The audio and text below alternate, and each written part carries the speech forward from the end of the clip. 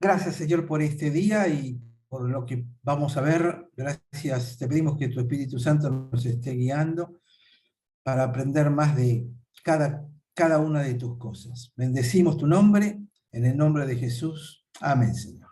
Amén. Bueno, vamos a Lucas 13. Lucas 13.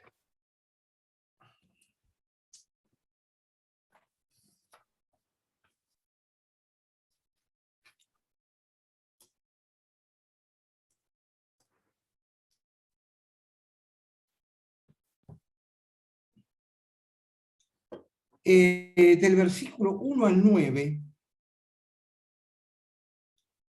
vamos a ver dos partes de acá, o dos cosas. Vamos a meternos en tema. No son, me parece, salvo la higuera, no son de todos los días. En este mismo tiempo estaban allí algunos que le contaban acerca de los galileos cuya sangre Pilato había mezclado con los sacrificios de ellos. Respondiendo Jesús les dijo: ¿piensan que estos galileos, porque padecieron tales cosas, eran más pecadores que todos los galileos? Yo les digo que no, antes, si no se arrepienten, todos perecerán igualmente. O aquellos 18, sobre los cuales cayó la torre de Siloé y los mató, ¿piensan que eran culpables, más culpables que todos en Jerusalén? Os digo, no, antes, si no os arrepentís, todos pereceréis igual. Y entonces empezó a contar la parábola de la higuera estéril. Había un hombre que tenía una higuera plantada en una viña, vino a buscar fruto, no la halló. Dijo al viñador: hace 3 años que vengo a buscar fruto de esta higuera, no lo hallo, córtala, ¿para qué inutiliza también la tierra? Entonces le dijo: Señor, deja que todavía este año, hasta que yo cabe alrededor, la abone, y si da fruto, bien, y si no, la cortará después. Como para meternos en tema con estas dos parábolas. Como siempre, tenemos que ver un poquitito el contexto en el que estaba esto. Si ustedes se fijan en el capítulo 12, es un capítulo largo el 12, empieza con la levadura de los fariseos. En el versículo 12-13, uno de la multitud le había dicho: di a mi hermano que parta la herencia conmigo. Después le dice a los discípulos: no se afanen por la vida, que comerán, y resuena parte del Sermón del Monte en el Evangelio según San Lucas. En el 41, el siervo infiel, Pedro le dijo: Señor, ¿dice esta parábola a nosotros o a todos? ¿Quién es el mayordomo fiel? Jesús, causa de división. Es decir, arréglate con tu adversario. Estaba teniendo una conversación bastante larga, y estos con los que estaba hablando estaban en el norte del territorio, en la zona de Galicia, de Galilea. Claro. Estos eran galileos, no eran hombres piadosos, y evidentemente estaban pasando por tiempos difíciles. Es interesante porque esto que cita Jesús no lo van a encontrar en la Biblia. Josefo, en sus crónicas de los judíos, que él lo escribe alrededor del año 70, más o menos, su gran obra donde menciona a Jesús, relata que había masacres en esta época, o habían recientemente pasado masacres de 2 y 3 mil personas, pero no habla nada de estas referencias a las que hace lugar Jesús. En este momento estaba hablando con galileos, pero ellos estaban en Jerusalén, y por eso va a ser la referencia a la higuera estéril en la segunda parte de este estudio. Probablemente la primera parte fue para galileos que estaban charlando con él o haciéndole preguntas, y la segunda parte eran judíos, quizás hasta fariseos, que estaban descalificando a los galileos. Es decir, él tenía evidentemente una audiencia compuesta por estos dos sectores y estaba viendo cierto choque de unos con los otros. Entonces, el contexto político es importante para entender todo esto. Ahí había un problema con el imperio que los había invadido.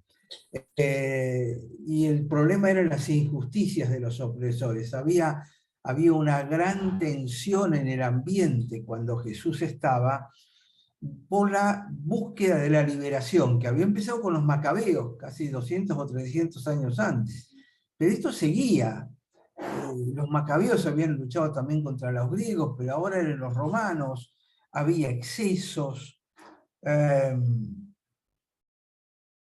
Entonces, cuando uno está bajo una época de tensión política, y creo que lo podemos entender bastante bien nosotros hoy en día, los relatos se exageran todos. No son objetivos, sino que cada uno lo empuja para el lado que más le conviene.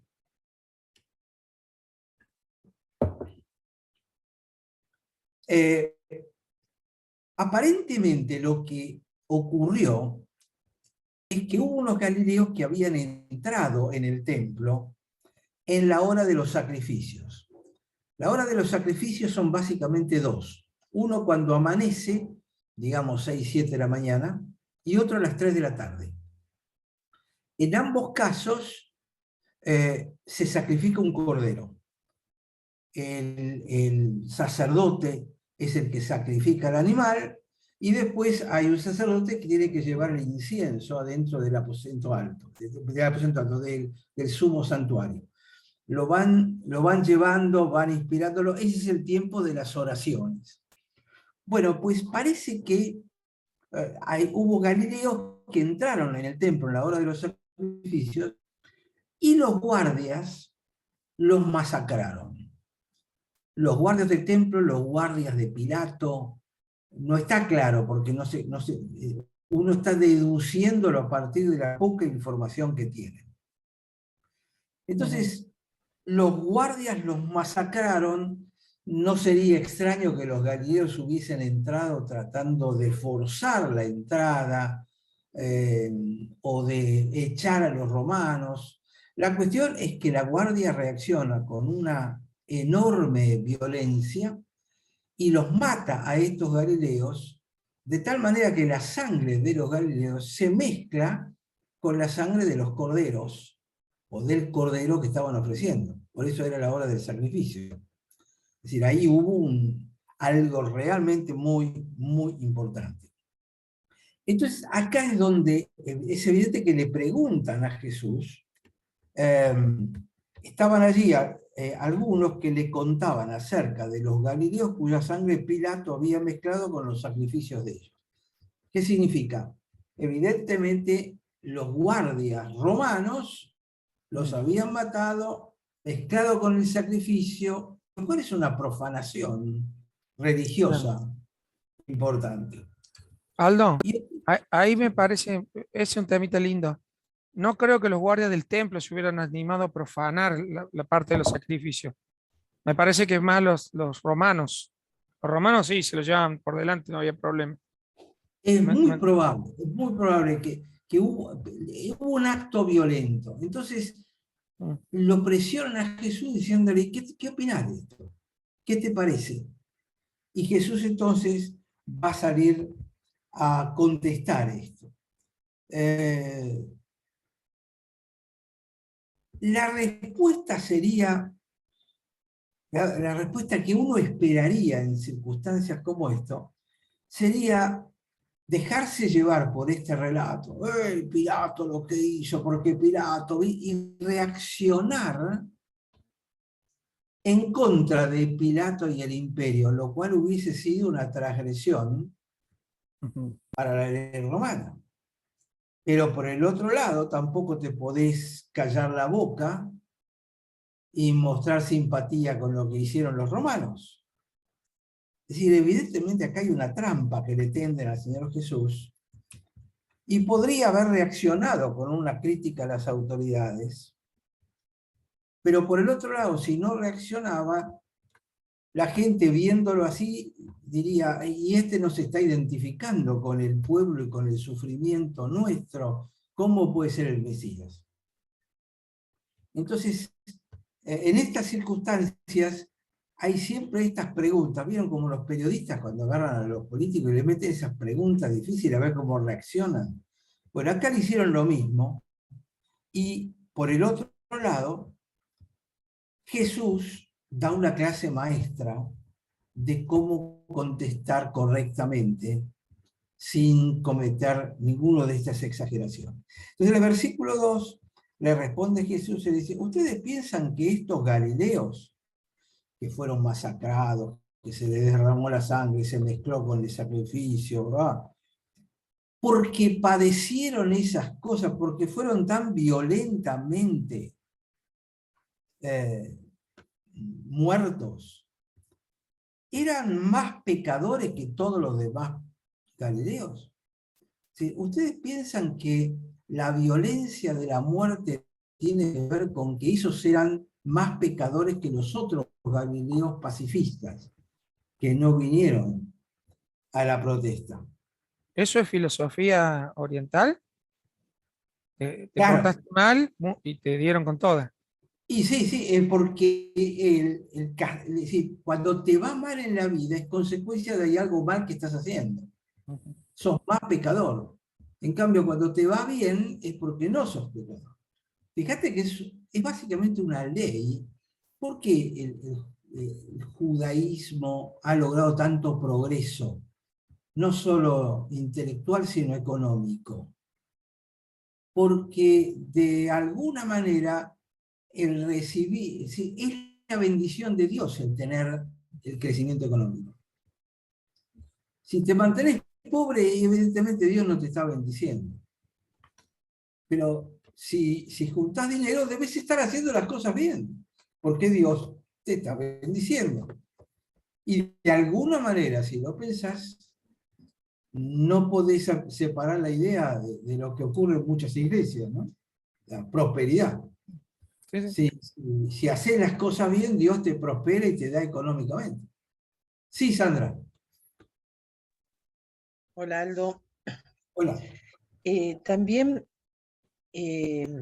no tanto ahora, pero hace tiempo atrás se escuchaba en las iglesias, ¿no? El hecho de que estabas enfermo, estabas pasando por algo, y bueno, seguro que pecado, algo habrías hecho, pecado había en tu vida.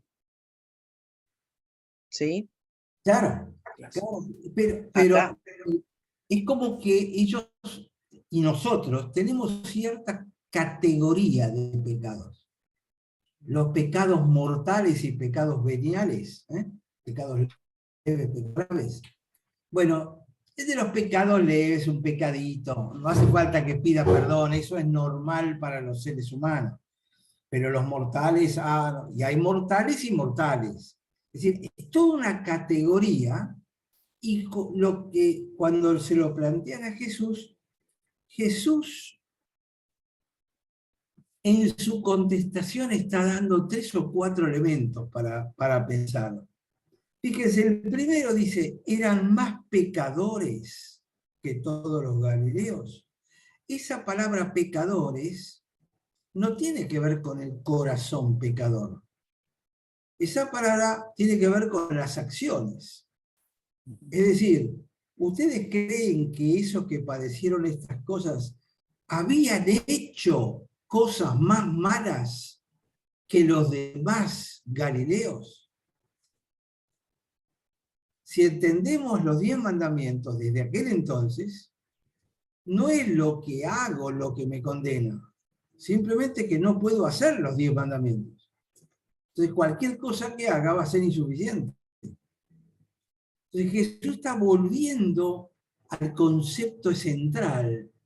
El problema no es lo que haces, el problema es que sos incapaz de hacer las cosas bien. Es casi como el Sermón del Monte, por eso tiene esta conexión cercana en el capítulo 12 con el Sermón del Monte.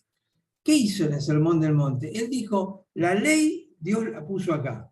Los hombres la bajaron para que pudiéramos saltar la valla.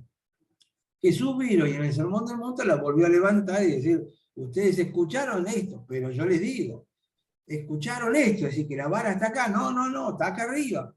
Y acá de alguna manera el argumento es el mismo. Es decir, estos sufrieron mucho porque habían cometido más pecados o pecados peores que los demás. Y Jesús dice, no, todos son pecadores. En el fondo está diciendo esto, todos son pecadores. Porque todos el versículo 3, les digo, no, si antes no os arrepentís, todos pereceréis igualmente. Es interesante una diferencia entre Lucas y Mateo. En Lucas, el Padre Nuestro habla de los pecados.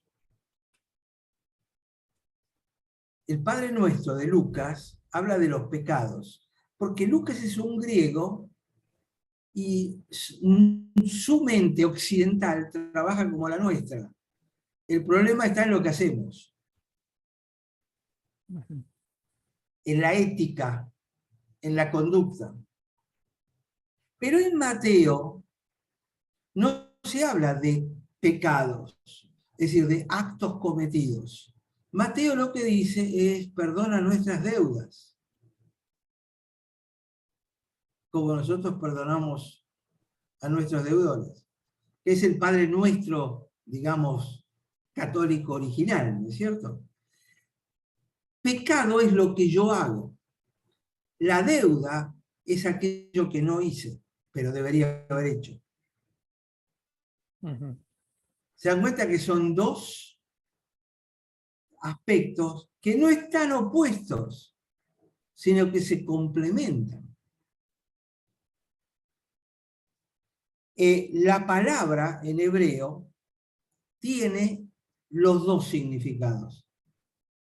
La palabra joba, que es en hebreo, significa pecado, pero también significa deuda. Es decir, que lo que el hebreo te está diciendo es lo que hacemos mal es tanto lo que hacemos como lo que dejamos de ser, pero deberíamos haber hecho. Cubre todo el aspecto, todo el espectro de esta. Exacto, pecado de omisión y de acción. ¿Cuál es la palabra, Aldo? Joba. Joba, H-O-B larga A. Joba. Sería la transliteración, ¿no? Pero en hebreo significa lo mismo, significa ambas cosas están allí. Entonces, lo que les está diciendo es, miren, estos habrán hecho estas cosas, pero hay otros que no hicieron, pero son tan culpables como estos. Y tanto estos que hicieron como aquellos que no hicieron, todos tienen que arrepentirse. Porque el problema pasa por, o la clave pasa por el arrepentimiento. Omisión y comisión, sí, correcto. Entonces, me parece que esto es un concepto importante y volvemos a un concepto que seguramente lo vamos a repetir, pero que lo venimos tratando con José hace 2 años, ¿no? La clave central de todo no son los pecados. Fíjense que cuando evangelizamos siempre hablamos de Dios perdona tus pecados, vos sos pecador, no hay justo ni a uno, el pecado. Y hemos sacado el énfasis del núcleo central, que es el arrepentimiento. Esa es la clave. El arrepentimiento del cerebro y del corazón. Entonces, acá Jesús le dice, estos murieron violentamente, hay otros que mueren pacíficamente, pero ¿saben una cosa? Son todos culpables. No hay justo ni aun uno. Y si no se arrepienten, todos perecerán igualmente. Entonces, lo que se menciona ahora es, o aquellos 18 sobre los cuales cayó la torre en Siloé y los mató. 18 personas, arriba de los cuales se cayó la torre y los mató. ¿Ustedes piensan que eran más culpables que todos los hombres que habitan en Jerusalén? ¿De qué se trata esto? Aparentemente se había intentado hacer o se hizo un acueducto para traer agua desde los manantiales hasta Jerusalén, para de alguna manera protegerla en los casos de sitio de la ciudad. Y ese acueducto pasa por la torre de Siloé. La torre de Siloé, se la acuerdan, ¿no? Donde había muchos que estaban esperando que se movieran las aguas, Jesús va a hacer sanidades allí. Es agua que viene del manantial, no es agua que está estancada, sino que es un agua que lleva. Bueno, aparentemente para procesar esto, para hacer el recipiente, se construye en ese lugar una torre, pongamos 2, 3 pisos, no hay muchos datos sobre esto. Y aparentemente lo que ocurrió es que había obreros que la estaban construyendo y algo pasó por la cual la torre se vino abajo y los aplastó a todos. Y se murieron. Entonces, dice, estos estaban haciendo, y estaban haciendo algo bueno, al revés de los otros. Pero se les cayó la torre y se murieron. Ahora, ¿estos eran más culpables que los otros? ¿Eran más culpables que todos los hombres que habitan en Jerusalén? Y fíjense que cuando habla de culpables, está hablando de gente que tiene culpa, pero no está hablando de que hayan hecho cosas malas. Está hablando de ser culpables, ¿por qué? Porque son seres humanos, porque no es justo ni a un uno. Entonces, antes habló de los pecadores, los que habían hecho algo malo, los otros galileos, que eran tan pecadores como ellos, pero no habían hecho nada malo, y estos que estaban haciendo algo bueno, y también se murieron. Es decir, cubre todas las bases el Señor Jesús. Dice, no, antes si no os arrepentís, todos pereceréis igualmente. Es decir, el punto central que él está tratando de marcar es que no se trata de la conducta, de lo que hago, lo que no hago, ni siquiera de si soy justo o soy injusto, porque no hay duda de eso, soy injusto, todos lo somos. La clave pasa por arrepentirse. Es decir, Jesús lo ponen ante un problema político y él lo reduce todo al son del Evangelio. Arrepiéntanse. Los que lo estaban tratando de tentar para hacerlo caer y los demás.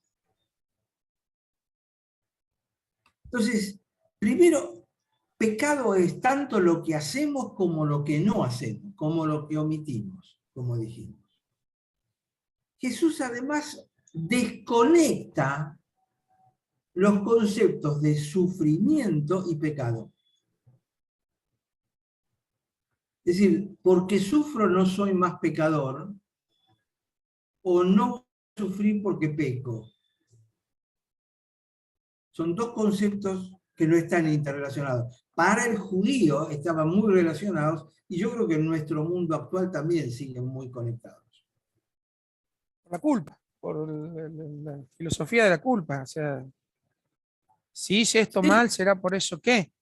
Exactamente, exactamente. Pero es El otro, natural en el hombre eso, pensarlo. Dentro de la iglesia, pero fuera de la iglesia también.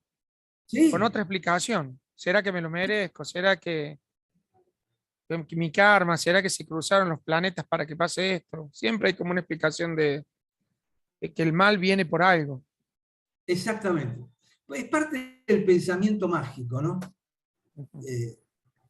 Porque tiene que ver con de entender el mundo en nuestros términos. Aldo, Sí, y la culpa, que a veces se habla mucho con el tema de las generaciones pasadas, digamos, las maldiciones que se transmiten de generación a generación. es interesante la pregunta. Vos sabés que la Biblia dice que la maldad de los padres sobre los hijos la castiga hasta la tercera y cuarta generación, pero que la bondad de Dios sigue hasta la 10ª generación, o la misericordia de Dios sigue hasta la 10ª generación. Esto está en el Antiguo Testamento. Yo he visto esto que estás preguntando mucho relacionado con la masonería.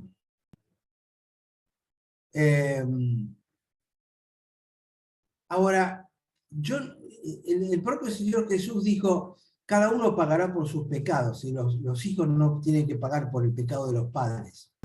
Pero el problema que hay es que una persona, déjeme usar esta palabra, malvada,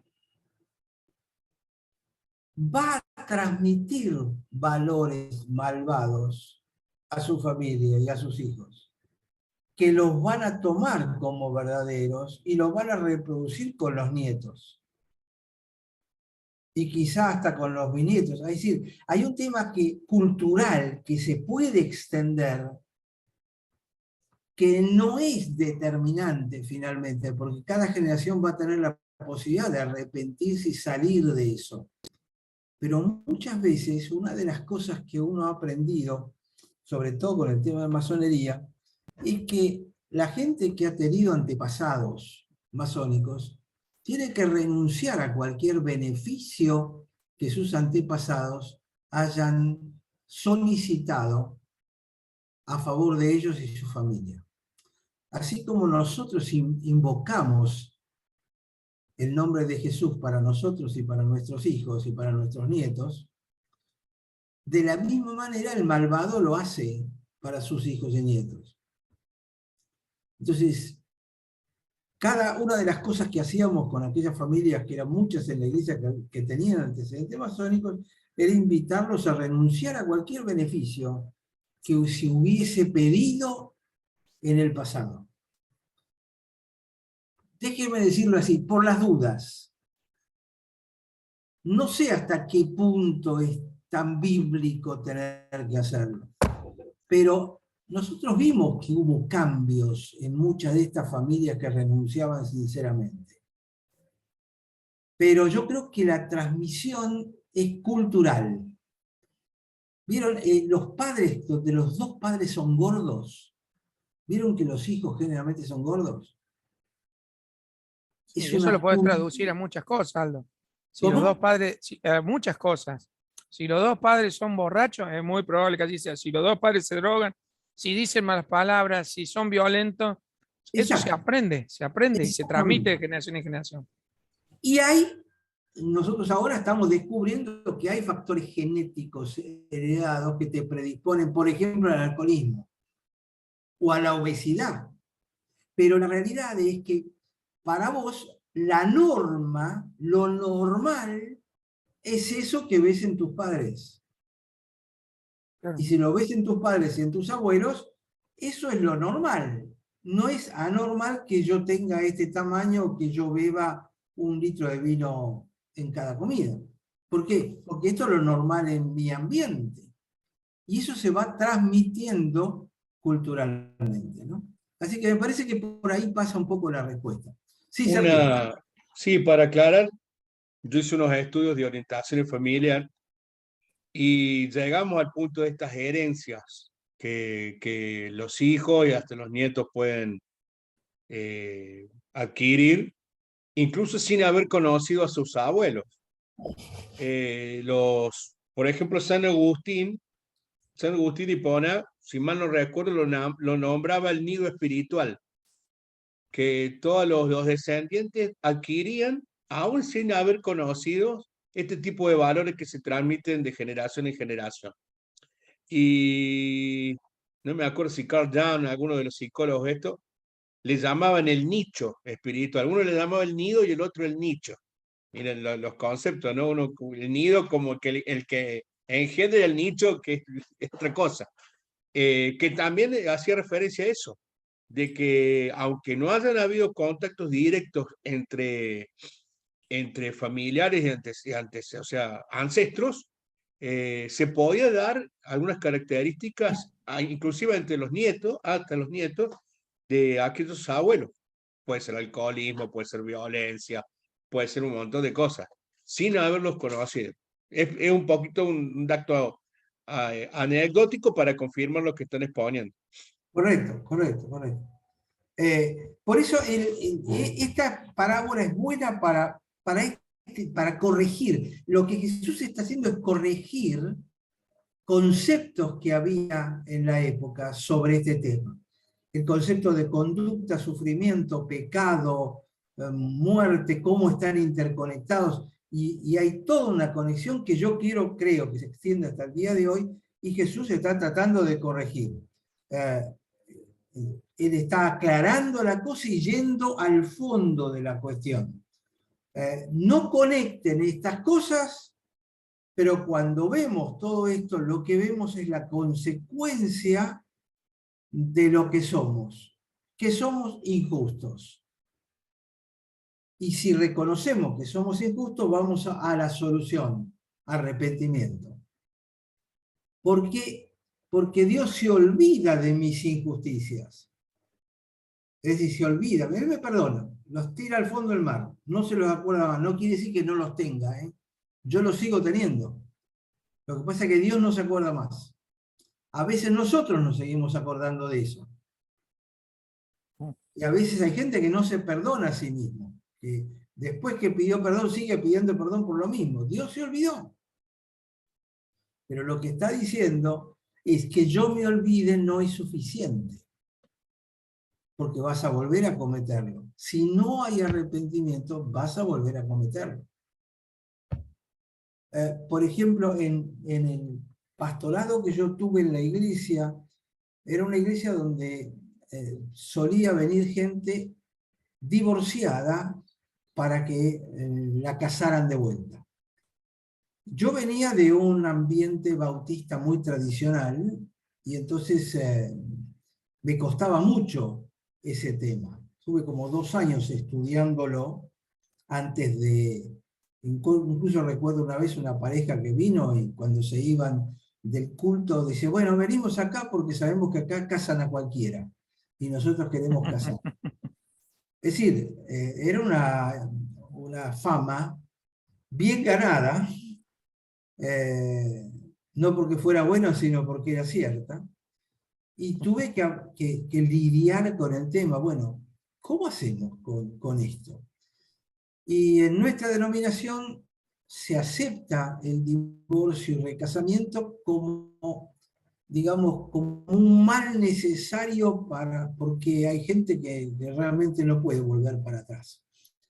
Y entonces hay que buscar algún tipo de solución, y luché mucho contra esto, pero una de las cosas que aprendí fue, a menos que la persona reconozca su parte de culpa en el fracaso matrimonial previo, es muy difícil que no lo vuelva a cometer. Es decir, nunca es 100% de un lado y 0 del otro. A lo mejor es 50 y 50, a lo mejor es 60-40, a lo mejor es 70-30. Pero aunque lo de uno sea 20, 30, 40% nada más y la mayoría del otro, hay una parte donde todos colaboran. Si esa persona no elabora qué cosas de esa persona ocurrieron que generaron ese divorcio, esa dificultad, ese problema, lo va a volver a repetir.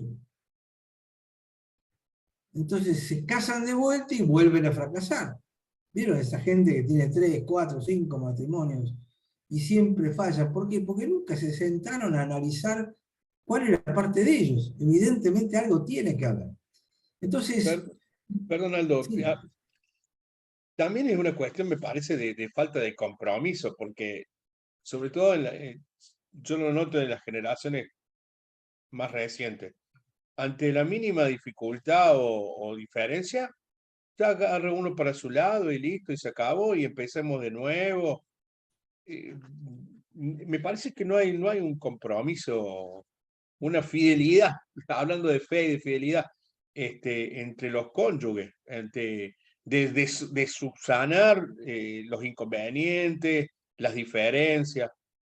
Yo noto eso, no sé si a lo mejor mi óptica está equivocada, pero veo que o sea, la más mínima discusión, ya cada uno agarra por su lado y bueno, hace la tuya. Al margen de los errores, creo que también la falta de compromiso y asumir un compromiso ante el prójimo, que es su cónyuge, ante Dios y ante la sociedad. yo coincido. Lo que pasa es que todos nosotros pertenecemos a una generación donde esos eran valores centrales. Claro. Y los chicos jóvenes hoy no lo tienen. Fíjense que no se casan más, ahora ya se juntan. No se casa, no se casa. Se juntan por un poco de tiempo. Incluso muchos plantean que el matrimonio debería ser por un lapso de tiempo y después queda disuelto y debería hacerse de nuevo. Es decir, justamente por eso, porque hoy en día prima más el concepto de libertad individual. Yo no puedo perder mi libertad. Y el matrimonio es yo pierdo mi libertad porque la entrego a la otra persona y viceversa. Y eso es un compromiso. Pero ese un compromiso. no lo quieren hacer. Quieren hacer un compromiso por un poco de tiempo mientras todo marche bien. Entonces, como dices, cualquier cosita que ocurra, bueno, ya está, sigo con mi libertad, que es más importante que nuestro compromiso. Es un cambio de valores muy profundos que está generando todos los desastres que ocurren para nosotros, de nuestra generación. Yo creo que estas generaciones se van a dar cuenta cuando lleguen a nuestra edad de ver qué es lo que pasó. Sí, puede ser. Se me ocurre, pero formo parte. Y de alguna manera esa falta de compromiso aparece a todo nivel. ¿Por qué? Porque es más importante la libertad individual que cualquier otra cosa. Es el valor más importante. Mi libertad personal.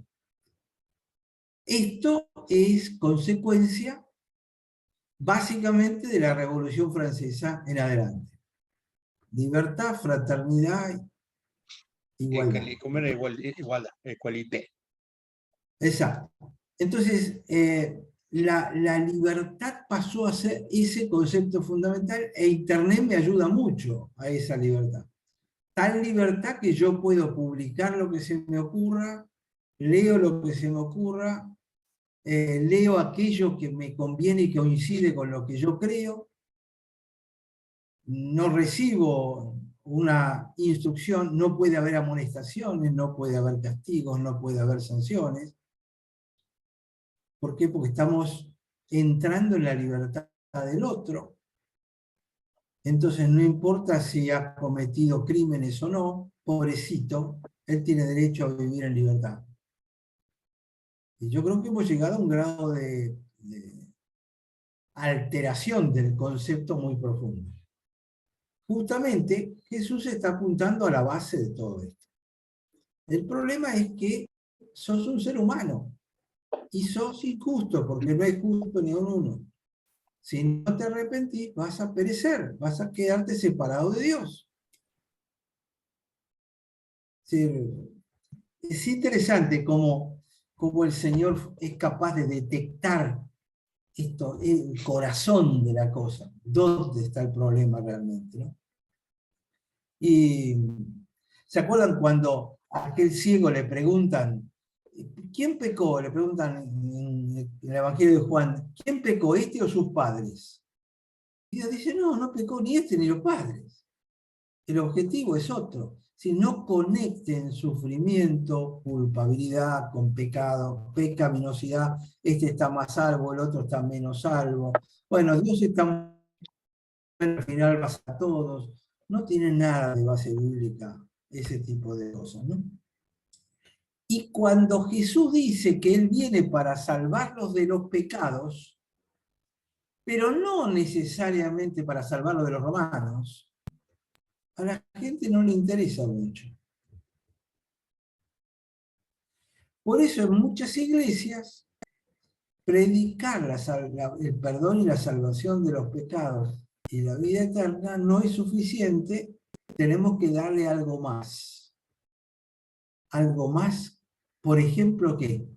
Y salud, sanidad, prosperidad, porque perdón de los pecados, y sí, está bien, bueno, gracias, pero yo necesito algo más. Y entonces la iglesia se lo da. Es decir, lo coimea. Es fuerte eso de lo coimea. Es muy fuerte. Para mí es una coima. Pero Para que se sí. quede en la iglesia, te haga un milagrito, o te ayudo a cambiar de trabajo.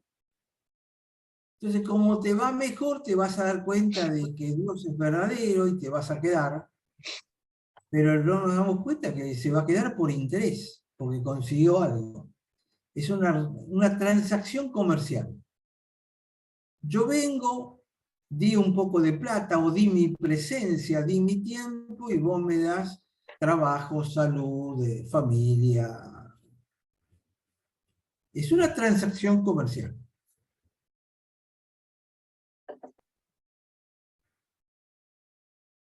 Lo que muchos usan la palabra pacto como Oh, cierto. Claro. hago un pacto con Dios, que le doy una ofrenda, piden como pactos por oraciones, por sanidad y cosas así. Yo voy caminando de rodillas hasta Luján si vos me haces tal otra cosa. ¿Te alcanza con eso o querés que te dé algo más, Dios? Bueno, pues si te alcanza con eso, bien. Si no, por ahí, bueno, cuando llego allá te compro una vela.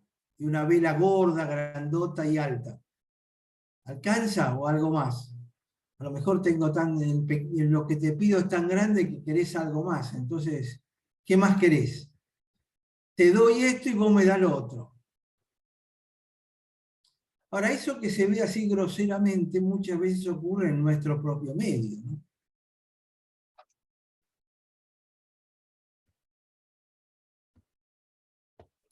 ¿Qué pasa, Pastor Aldo, que esta cuestión del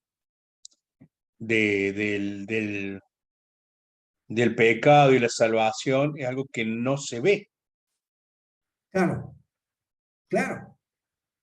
que tiene consecuencia en lo eterno y lo eterno no se ve?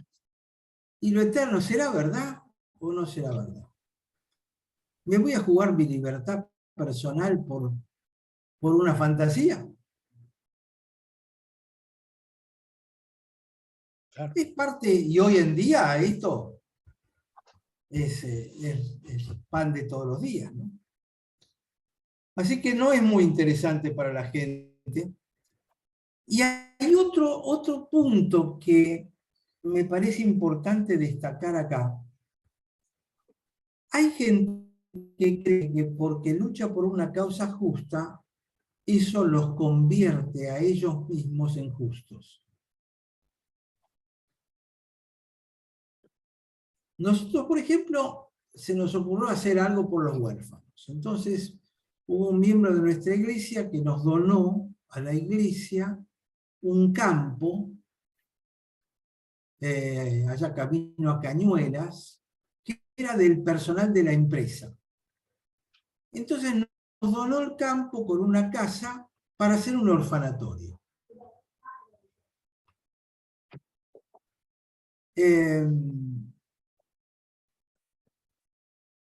Entonces,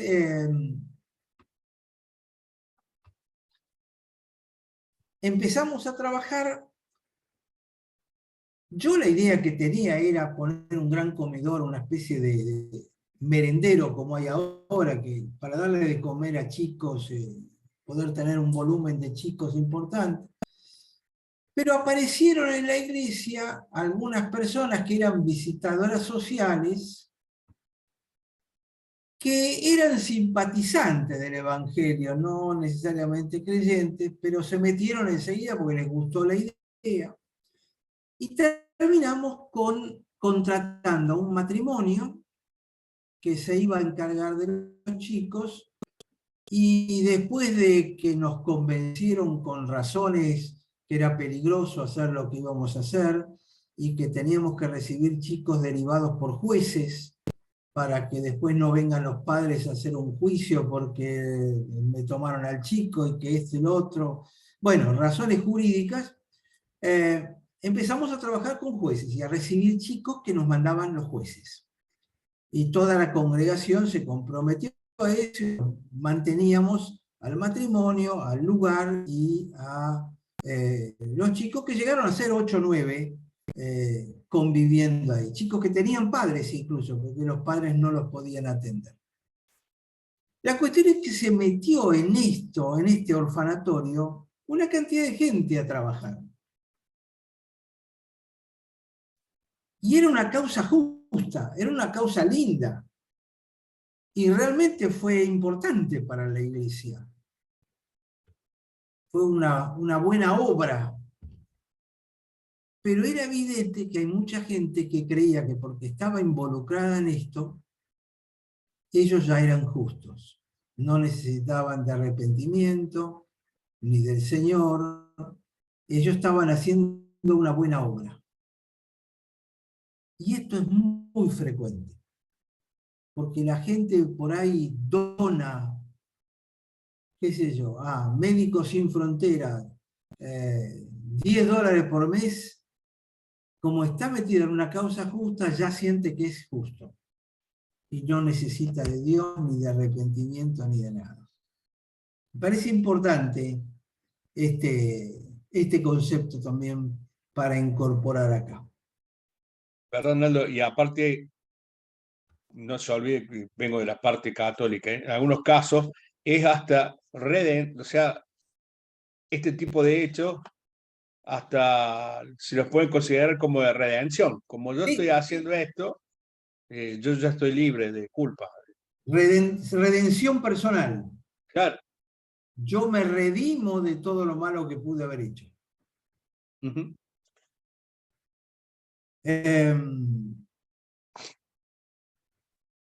Pero, Pastor Aldo, normalmente yo también vengo de la Acción Católica Argentina, Iglesia Católica Apostólica Entrerriana, porque nunca fui a Roma. Entonces yo soy entrerriano. Y lo que decía Sergio sí tiene mucha razón. La gran mayoría de la gente aporta o pone algo, o más que una limosna, para congraciarse, entre comillas, congraciarse con Dios, y dice, no, yo ya aporté, ya. Con su conciencia. Por eso no, para dejar tranquila la conciencia. Yo fui monaguillo mucho tiempo, cuando era joven. En la iglesia evangélica pasa lo mismo, ¿no? Está bien, pero por lo menos no teníamos la bandejita. No tenía la bandejita así, cuando le daba la hostia del cura, le miraba la cara y a ver, uno era de gurí chico, pero conocía los palos. Pueblo chico, ustedes saben que el refrán dice, el infierno es grande. Entonces, le conocíamos el pedri a casi todo, y en la iglesia evangélica no le pone la bandejita para ver la hostia, porque está en la hostia del cura. Entonces, pero pasaba mucho. Pero yo creo... no, pues yo aporto, yo tengo ya ¿cómo se llama? El contrato firmado. Pero yo creo también que está relacionado con la propia naturaleza del hombre, desde el punto de vista que al poner dinero ya se cree con privilegios, sí, desde el punto de vista que ayudaron a levantar iglesias y todo lo demás, entonces ellos ya estaban también en condiciones de estar en manejar y poniéndose más arriba que el pastor. Claro. No, a ver, quiero aclarar que no todos, pero hay mucha gente, en la viña del Señor hay de todo, ¿no? Sí, yo tuve la misma experiencia, también fui monaguillo de muy chiquitito por un poco de tiempo, así que uno lo ha vivido. Además, yo en mi época la misa era en latín, así que yo no tenía la menor idea de qué estaba diciendo el cura. ¿Qué estaba pasando? Sí, sí, pero estaba prohibida la lectura de la Biblia. Claro, no se podía leer la Biblia. Recién en el Concilio Vaticano II es cuando se abre la lectura de la Biblia, si no me equivoco. Claro, con Juan 23, con el Papa Juan 23 por ahí. Fuera de eso, fíjense que a Jesús lo vienen a atacar o lo vienen a testear desde el punto de vista político.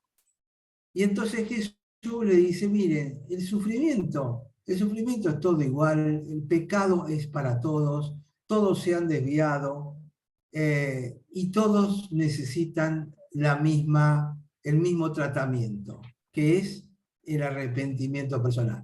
Por eso yo siempre repito, una de las cosas que menos se ha hecho en las iglesias evangélicas es invitar a la gente a arrepentirse.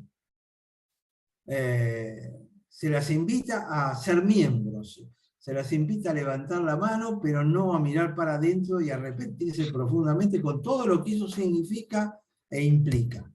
Y creo que está basado un poco en esto que Jesús está tratando de enseñar. Sí, Sandra. Sí.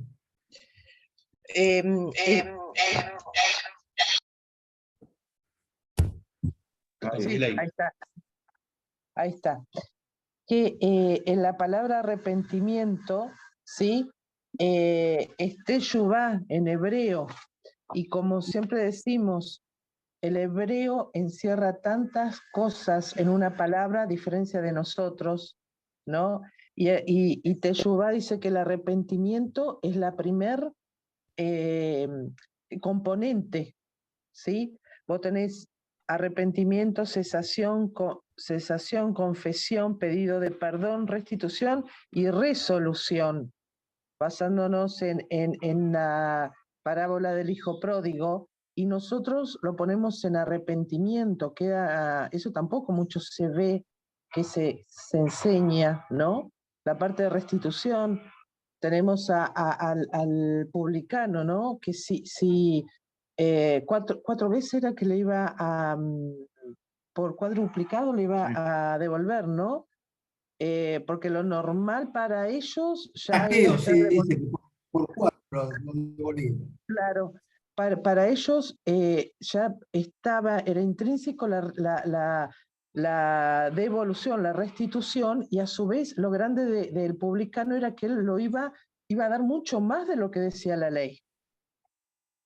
Y bueno, eso. En el concepto de arrepentimiento en el griego es metanoia, que es cambio de mente. Significa literalmente entender las cosas de otra manera. Pero el problema es que en la palabra arrepentimiento, como somos occidentales, nos quedamos en ese nivel. En el concepto de fe, me arrepiento, uy, sí, hice mal. Y entonces es como cuando vas en el colectivo y le pisás el pie al otro y dices, uy, perdón, disculpe, pero en el fondo no te importa nada, es decir, no pisás, le dijiste disculpe, punto. Es decir, me di cuenta y actué en consecuencia. Pero el concepto ahora se me fue la palabra para arrepentimiento, no es exactamente Jeshuvá, pero literalmente no hay una palabra en hebreo, sino que es esto. ¡Ah! La palabra, ¿te acuerdas, José? ¿No era Ruach? No, Ruach es el espíritu. Espíritu era Ruach. Ruach es otra cosa, sí. Es que eran, vos me lo pero habías va ligado. Claro, pero vos me lo habías descrito como todas consonantes que no tienen un... Es una onomatopéyico, ¿sí? Exacto. Literalmente es esto, es una expresión que tiene que ver con eso. Me doy cuenta de la trascendencia y la profundidad de lo mal que acabo de hacer.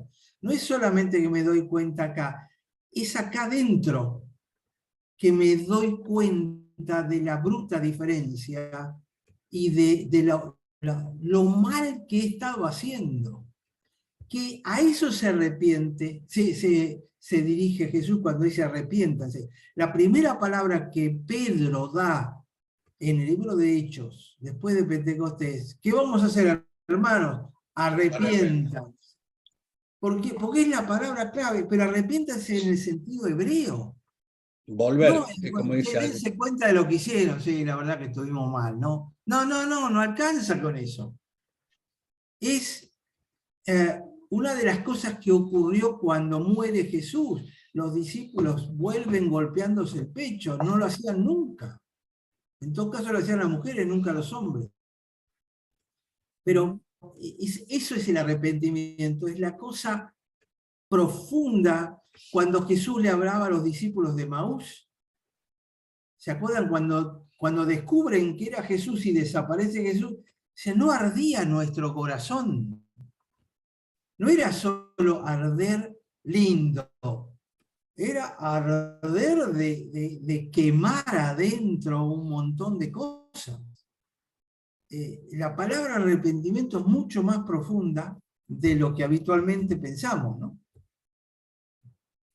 Sí. Como no estoy con mi computadora, no puedo buscar la palabra ahora sobre el pucho, porque la tengo en un archivo por ahí, pero no los tengo a mano. Pero bueno, ya no. En todo caso, José, anotátelo y lo recordamos el martes que viene. Sí, lo estaba buscando a ver si lo encontraba en el Google, pero no hay una traducción. Y yo se me fue en todos mis escritos, Aldo, así que no tengo más la mochila. Bueno. Pero vos sabés que hace 10, 15 días me estaba diciendo, por eso rápidamente dije, creo que era Ruaj o algo así, porque y sí sabía que Ruaj era espíritu, pero era algo muy parecido y simbólico. Alguien, sí. Y me quería acordar, pero estaría buenísimo para el jueves que viene si lo recordamos, porque no lo vas a tener, pero el jueves no tenés tu compu. Bueno, no tengo la compu, sí. Está bien, ya lo vamos a tener.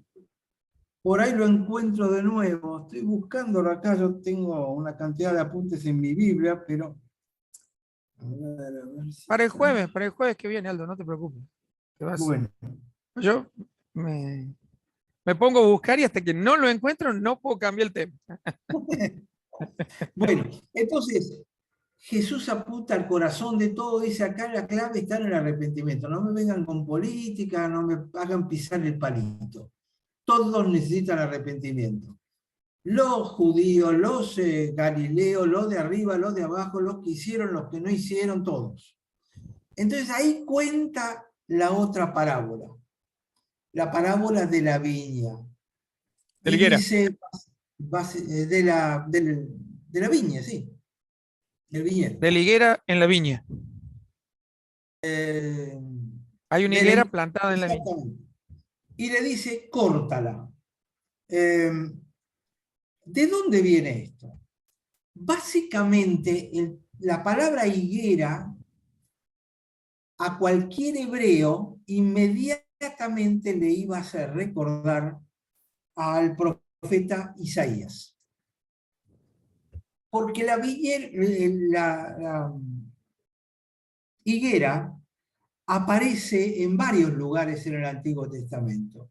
Era un símbolo de Israel. ¿Sí? La higuera es Israel. El higo dulce era el fruto que tendría que haber producido. Es interesante que si ustedes miran una higuera por dentro, cortan una rama, van a ver que es hueca, porque va perdiendo el centro. Es como toda una figura en realidad, qué hueco que es Israel por adentro, ¿no? Es pura apariencia, mucha hoja. Acuérdense que la higuera es la que provee la primera ropa para Adán y Eva, que es una hoja muy áspera, muy molesta. Yo imagino que hacerse una ropa, si nuestros hijos dicen que le pican los pulóveres, saben lo que debía picar esas hojas de higuera. Entonces, es un tema ya muy conocido, pero sobre todo a partir del profeta Isaías y en 2 capítulos de Isaías. En uno es Isaías capítulo 5, los primeros versículos. Dice 5:1, ahora cantaré por mi amado el cantar de mi amado a su viña. Tenía mi amado una viña en una ladera fértil, la había cercado, despedregado, plantado de vides escogidas, había edificado en medio de la torre, el lagar, se acordarán de esto, ¿no? Ahora pues, vecinos de Jerusalén y de Judá, ¿qué más puede hacer a mi viña que no le haya hecho? Esperaba que diese uvas y me da uvas silvestres. Miren lo que le voy a hacer, le quito el vallado, será consumido, le saco la cerca, será hollado, haré que quede desierta, no será cavada, crecerán el cardo de los espinos, las nubes no derramarán agua, la viña de Jehová es la casa de Israel y los hombres de Judá, planta deliciosa tuyo. Esperaba juicio y he aquí vileza, esperaba justicia y he aquí clamor. Es decir, no hay duda de que esto era un símbolo de lo que era Israel y lo que era Judá. Y lo que les está diciendo con esto es, necesitan arrepentimiento. ¿Se acuerdan de lo de la viña? Esto es lo que les está diciendo. Necesitan arrepentimiento. ¿Por qué? Porque ustedes son la viña. Aldo, perdóname. Y no me da fruto. Sí. O yo te entendí mal, o anoté mal, o algo. ¿El símbolo de Israel era la higuera o la viña? Me parece por lo que está diciendo que es la viña, o en realidad las dos cosas pueden ser, porque son dos símbolos quizás distintos. Son dos símbolos que tienen que... Sí, porque la viña da espérate un poquitito.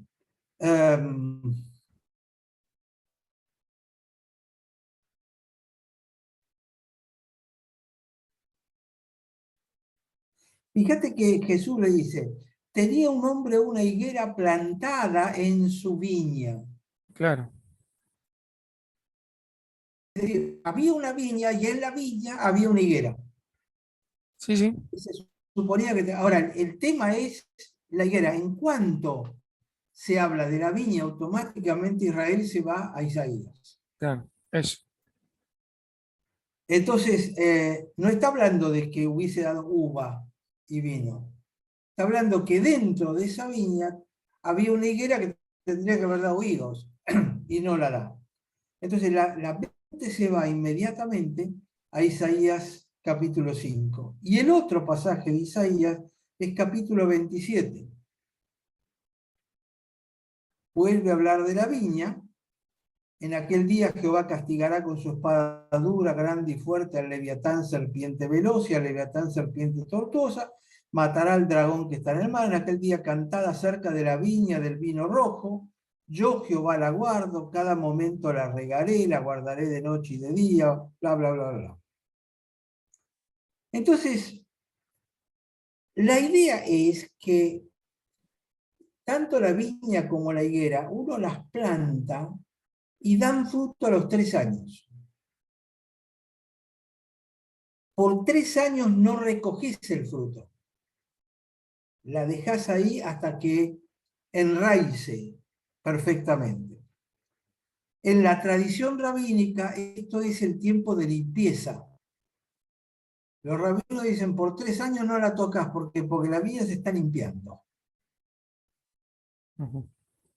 Ahora, 3 años se limpia, pero en el 7º año, sí o sí, tiene que dar fruto. Acá lo que está diciendo Jesús es que el vino por 3 años. La patria vino a buscar fruto, no le halló. He aquí, hace 3 años que vengo a buscar fruto de la higuera. Quiere decir, año 1, 2 y 3 se había limpiado. 4, 5, 6, él vino por 3 años a buscar. Tampoco dio nada. Ya son 6 años. 7º año tiene que dar. Acá llega al 7º año a buscar la fruta y la fruta no estaba. Esta viña no sirve para nada. Entonces, no ha dado fruto, por eso la maldición de la higuera cuando Jesús sale de Jerusalén, Todo tiene que ver básicamente con esto. Entonces, ¿qué hace? Le dice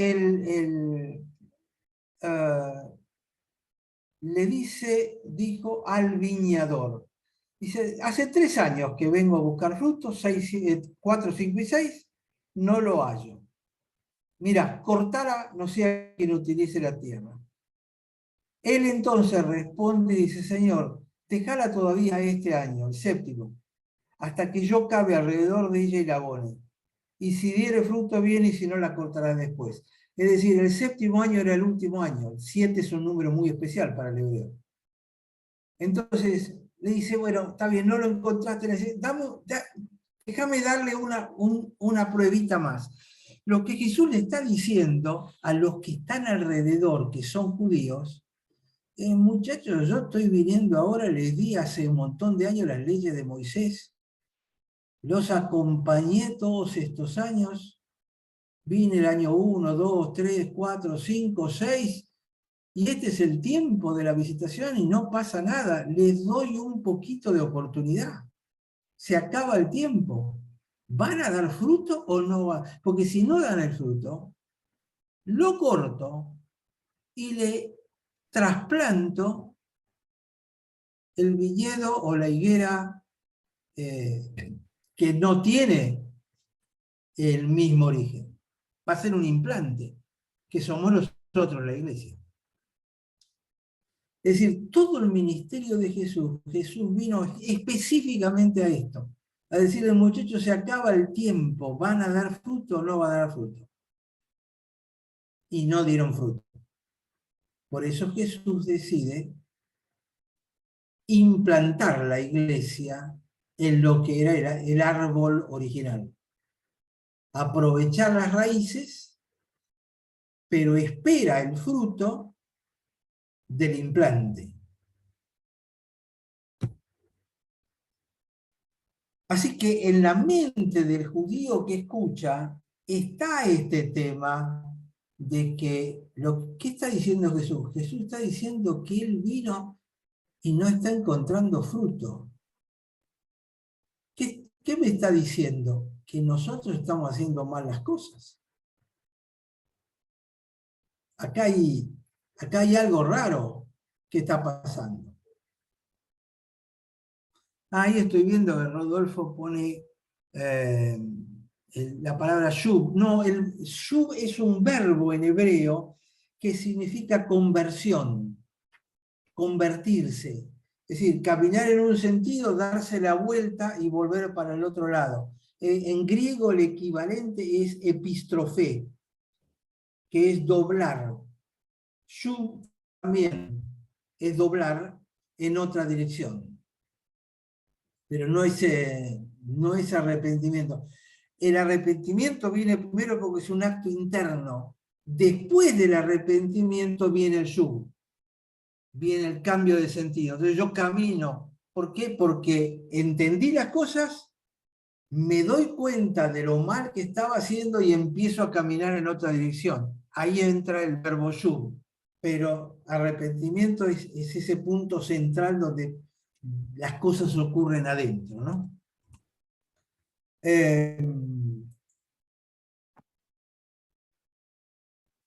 Entonces, si ustedes se fijan, lo que está diciendo Jesús es que en la viña esta higuera no está muerta, pero está utilizando la energía de la tierra y no está dando fruto.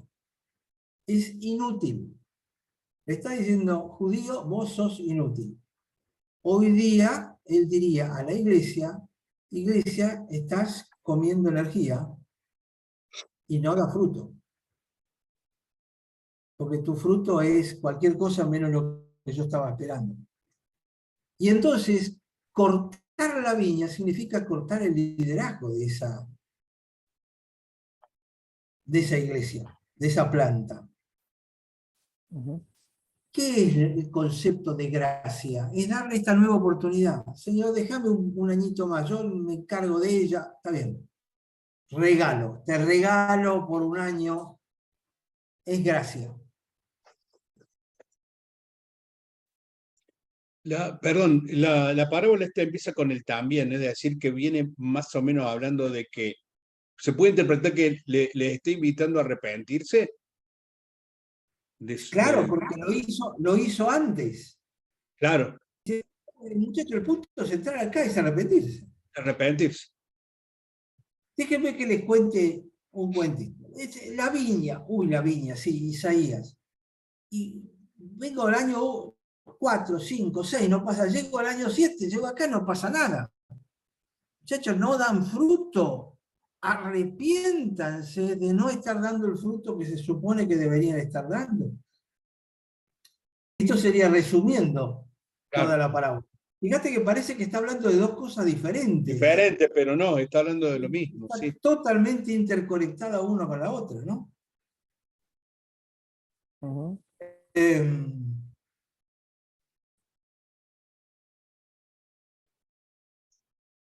Acá me anoté una cosa que es interesante con respecto a la masacre de Pilato. Parece que Pilato quería hacer ese acueducto y mejorar la provisión de agua, y como no le alcanzaba la plata, decidió financiar la construcción con parte del dinero del templo. Suena muy familiar esto, ¿no? Sí. En nuestro caso. Entonces, era una buena causa, con un gasto justificado, pero solamente con insinuar que iba a usar el dinero del templo, se armó una revuelta tremenda, y ahí fue donde aparece todo esto que hemos... parece que Pilato le ordenó a sus soldados que se mezclaran con la gente, llevando mantos por arriba de su uniforme militar para que no lo notaran, y que llevaran espadas, y a una señal convenida cayeron sobre la multitud para dispersarla, pero los soldados se agarraron una espada y entraron a cortar cabeza, ¿no? Así que sabía que había algo más y no me acordaba. La torre de Siloé sabemos menos todavía. Parece que estos hombres habían aceptado trabajar para Pilato en ese odiado acueducto.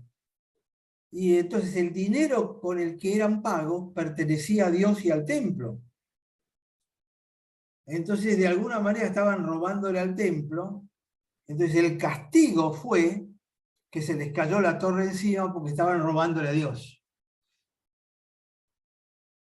Me parece que es interesante estos detalles de color para entender los ejemplos.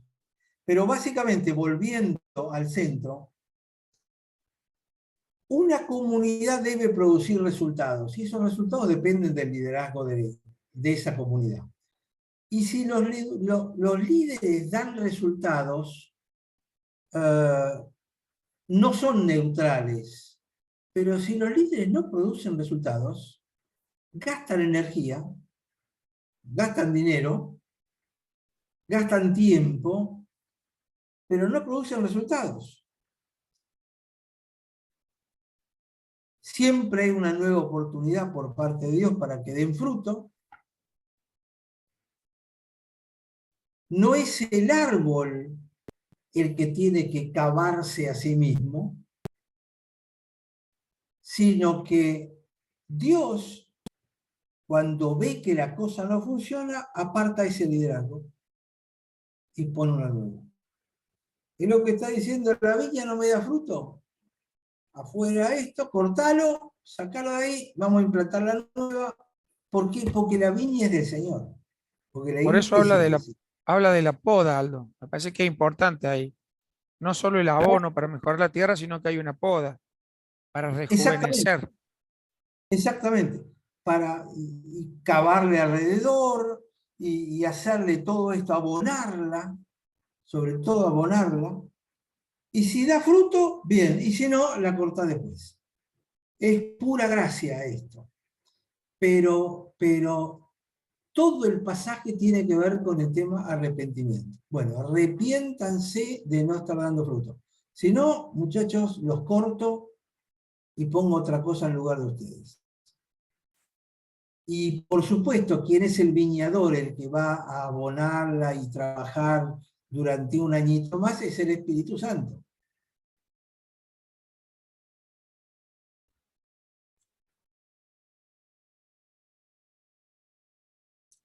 Bueno, pero nosotros jugamos un rol activo también ahí, cavando, abonando, podando. O sea, ahora vengamos adentro de la iglesia. O sea, me parece Sí. que hay una dualidad en que nos toca jugar de laburante, para que una higuera dé fruto y hay que cavarla, regarla, podarla. Está súper claro lo que dijiste del Espíritu Santo, pero creo que hay una delegación sobre nosotros también. Tenemos que El ser Espíritu partícipes Santo de esa gracia. él solo, lo hace a través de personas. Claro, eso. Va a utilizar primero el liderazgo. Si el liderazgo no sirve, lo va a cambiar.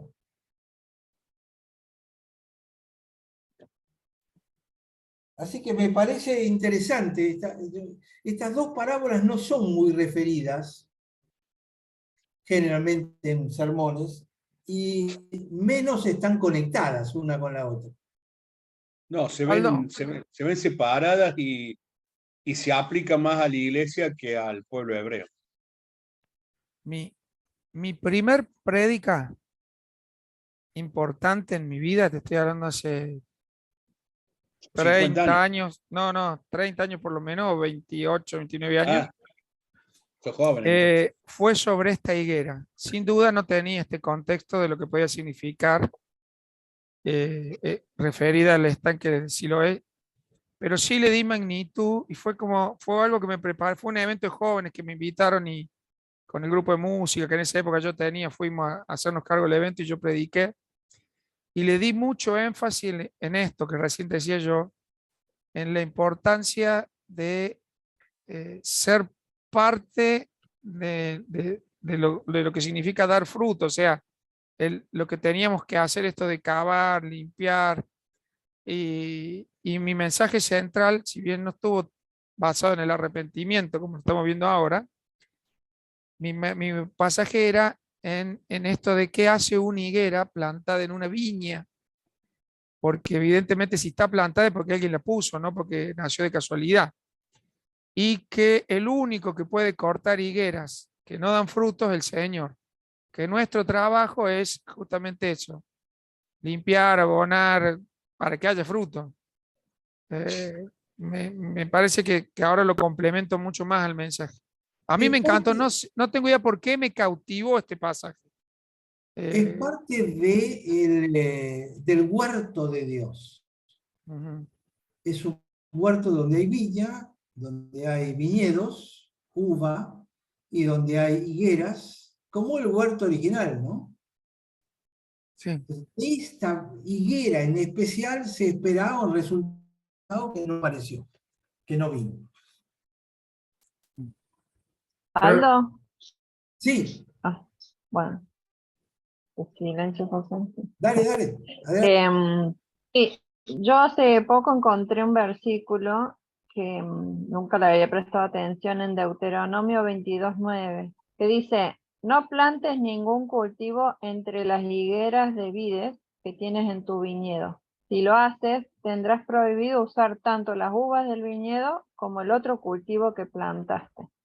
Nunca lo había leído ni presté atención, pero digamos, por ahí también hay algo implícito de las ordenanzas antiguas, ¿no? No sé. Por ahí no tiene 22:9. nada que ver. Me Sí. quedé pensando en esto de los viñedos. Cuando uno visita viñedos, me gusta el tema de la vid y todo eso, siempre hay una planta de rosa o una planta de un frutal al costado de cada viña. Le pregunté yo al guía y me dice, eso es para saber si se embicha la planta. Lo primero que se va a embichar no es la vid, sino se va a embichar la otra planta. Y esa es la señal para detectar la plaga, la maleza. Lo primero que lo detecta es la rosa o el frutal. No sé si tendrá algo que ver. No tenía ni idea, no conocía ese dato, es interesante. Sí, me quedé pensando, pero no debe ser este caso porque la higuera tiene que dar fruto. Claro. Pasa que a Sergio le gusta mucho el vino. Sí, Aldo. me gusta el Malbec. Y está bien. Ahora voy por el Cabernet Franc. El agua es peligrosa. Sí, El agua no, y tiene Pablo alcohol, puede tener recomienda, parásitos. el apóstol recomienda tomar vino.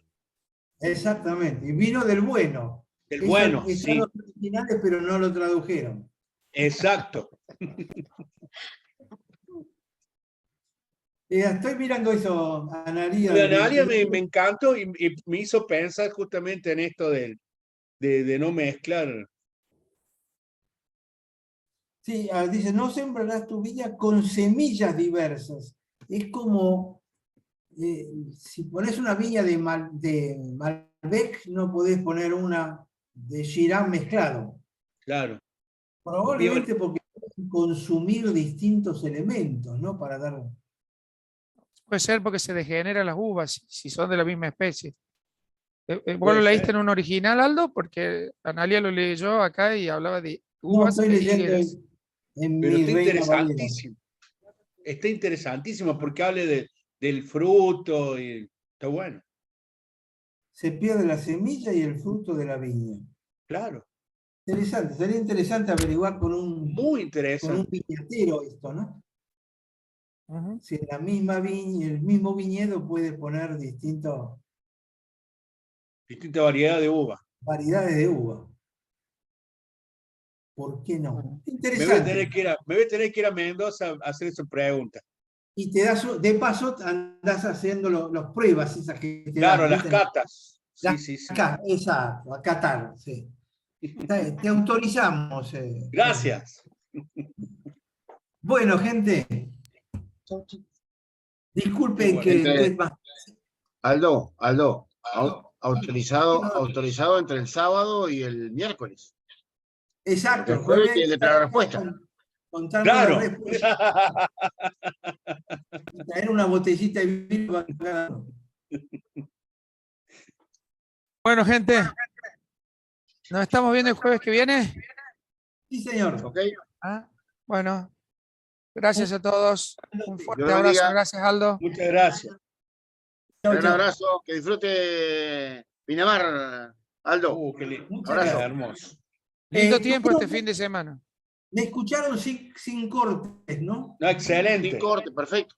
Porque tengo una nueva extensor y esto era